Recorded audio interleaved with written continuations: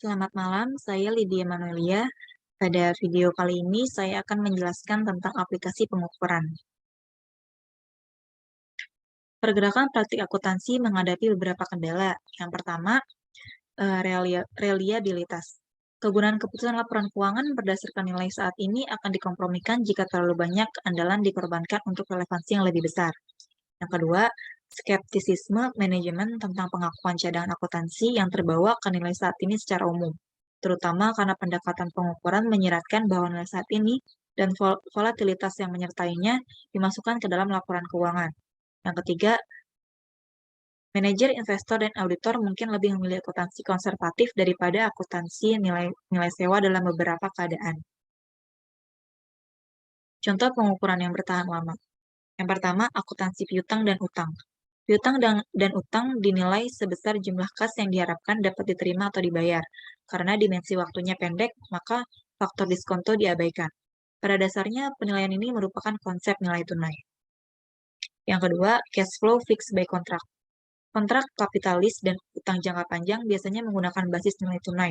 Kapitalis dinilai sebesar nilai tunai minimum pembayaran leasing menggunakan tingkat bunga terendah yang implisit dalam leasing atau tingkat bunga pinjaman lesi.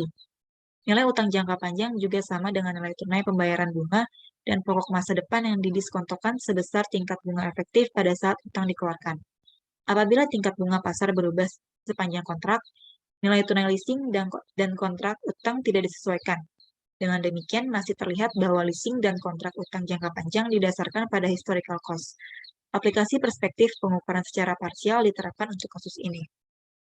Yang ketiga, lower of cost market. Surat berharga jangka pendek dan persediaan dinilai dengan LCOM. Prinsip konservatif mendasari konsep pengukuran ini. Aplikasi perspektif pengukuran diterapkan secara parsial untuk kasus ini. Yang keempat, push down accounting. Apabila sebuah perusahaan mengakuisisi perusahaan lain dengan transaksi bebas atau arm's length transaction, maka perusahaan yang mengakuisisi tersebut dapat merevaluasi kembali aktiva dan utang perusahaan yang diakuisisi. Hal ini disebut sebagai push down accounting. Sebagian aplikasi perspektif pengukuran sudah berlaku untuk kasus ini. Yang kelima, ceiling test for capital asset. Pada dasarnya, aktiva tetap dinilai sebesar cost. Namun, ada ceiling test apabila net carrying value atau nilai buku bersih lebih besar dari net recoverable amount. Net recoverable amount ditentukan dengan mengestimasi arus kas masa depan dan mencari nilai tunainya. Ceiling test sepadan dengan LCOM. Sebagian aplikasi perspektif pengukuran berlaku untuk hal ini. Ceiling test menuntut adanya penghapusan apabila nilai buku bersih aktiva tetap melebihi jumlah yang dapat diterima. Penentuan jumlah yang dapat diterima membutuhkan estimasi tentang arus kas masa depan dari penggunaan aktiva tetap tersebut. Akan tetapi, arus kas masa depan tersebut tidak didiskontokan, seperti dalam kondisi ideal, karena tujuan ceiling test bukan untuk penilaian, melainkan penentuan jumlah yang dapat diterima. Konsep recovery dapat dibenarkan dalam konsep konservatisme, tetapi sulit dalam konsep decision usefulness. Hal ini terjadi karena dalam konsep decision usefulness, seharusnya nilai informasi sama apabila nilai pasar lebih tinggi dari cost dibandingkan dengan apabila nilai pasar lebih rendah dari cost. Di sisi lain, akuntan berpendapat bahwa risiko terhadap tuntutan hukum lebih besar apabila sejumlah tertentu aktiva tetap dinyatakan terlalu tinggi dibandingkan dengan sejumlah yang sama aktiva tetap dinyatakan terlalu rendah. Berdasarkan penjelasan tersebut, ceiling test terhadap aktiva tetap merupakan penerapan sebagian dari konsep measurement perspektif sama seperti dalam LCOM terhadap surat berharga dan persediaan. Pada dasarnya, aktiva tetap dinilai sebesar cost. Namun ada ceiling test apabila nilai buku bersih lebih besar dari net recoverable amount. Net recoverable amount ditentukan dengan mengestimasi arus kas masa depan dan mencari nilai tunainya. Ceiling test sepadan dengan LCOM. Sebagian aplikasi perspektif pengukuran berlaku untuk hal ini. Yang keenam, pension and other post-employment benefits. Di Kanada, akuntansi dana pensiun menggunakan basis nilai tunai. Aktiva dana pensiun dinilai sebesar nilai wajar. Utang dana pensiun dinilai sebesar nilai tunai benefit yang akan diperoleh oleh karyawan. Biaya dana pensiun suatu periode merupakan bagian dari nilai tunai untuk periode tersebut. Pengembangan penggunaan basis nilai tunai di Kanada tidak hanya terhadap dana pensiun juga terhadap other post-employment benefits. Misalnya program kesehatan dan asuransi bagi karyawan. Di USA, hal yang sama dilakukan dengan SFAS 106 tentang OPEB. Yang ketujuh, impaired loans. Ketentuan akuntansi tentang utang piutang yang bermasalah mengharuskan perusahaan untuk menghapus tidak hanya pokok, melainkan juga bunga yang dianggap tidak dapat recover. Pembahasan selanjutnya tentang instrumen keuangan. Ada 3 klasifikasi terkait dengan penilaian sekuritas utang dan ekuitas.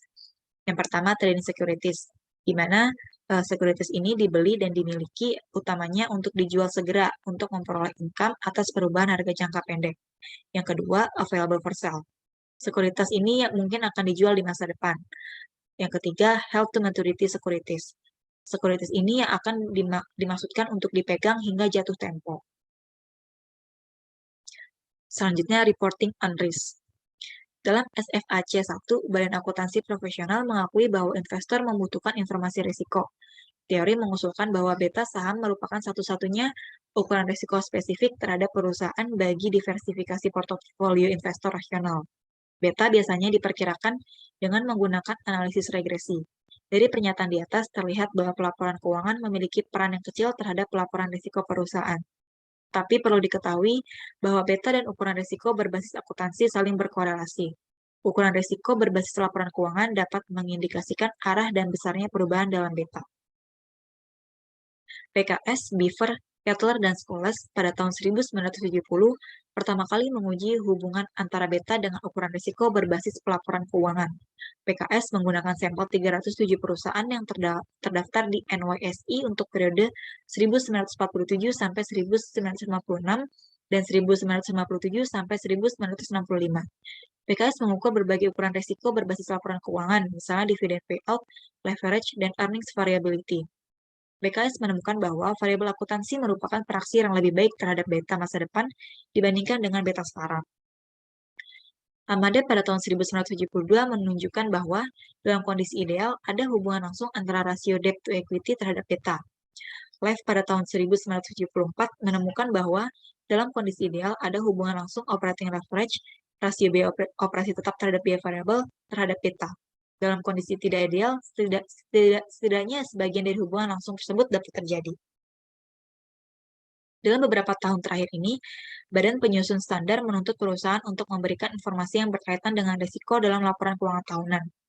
FASB 107 tentang disclosures about fair value of financial instrument dan FAS 133 tentang accounting for derivative and hedging activities menuntut untuk mengungkapkan informasi yang berkaitan dengan risiko, misalnya informasi suplemen tentang exposure terhadap risiko kredit dan pasar serta risiko kebijakan manajemen.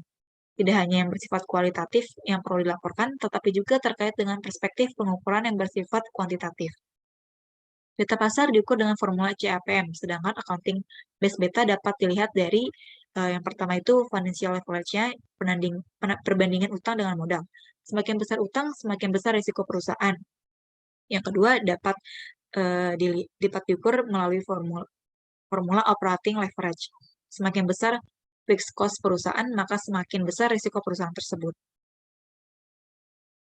Studi kasus ini saya ambil dari jurnal dengan judul Pengaruh Informasi Akuntansi, Persepsi Risiko, dan Citra Perusahaan dalam Pengambilan Keputusan Investasi di Masa Pandemi COVID-19, yang ditulis oleh Fradela Anggraini dan Erlin Mulyani dengan volume 4 nomor 1 tahun 2022. Tujuan dari penelitian ini adalah untuk mengetahui apakah informasi akuntansi, persepsi risiko, dan citra perusahaan memiliki pengaruh yang signifikan terhadap pengambilan keputusan investasi selama pandemi COVID-19. Hasil penelitiannya, informasi akuntansi yang memiliki pengaruh yang signifikan terhadap pengambilan keputusan investasi masa pandemi COVID-19. Hasil ini menunjukkan bahwa apabila kualitas informasi akuntansi yang diberikan baik, maka hal itu dapat membuat investor lebih tertarik untuk berinvestasi. Persepsi risiko memiliki pengaruh yang signifikan terhadap keputusan investasi masa pandemi COVID-19. Hasil ini menunjukkan bahwa persepsi setiap individu terhadap suatu risiko akan mempengaruhi keputusan yang mereka ambil. Yang ketiga, citra perusahaan memiliki pengaruh yang signifikan terhadap keputusan investasi masa pandemi COVID-19. Hasil ini menunjukkan bahwa pada umumnya investor memang melihat citra perusahaan sebagai langkah dasar yang cukup membantu investor dalam mengambil data keputusan investasi. Sekian penjelasan yang bisa saya sampaikan. Kurang lebihnya mohon maaf. Selamat malam.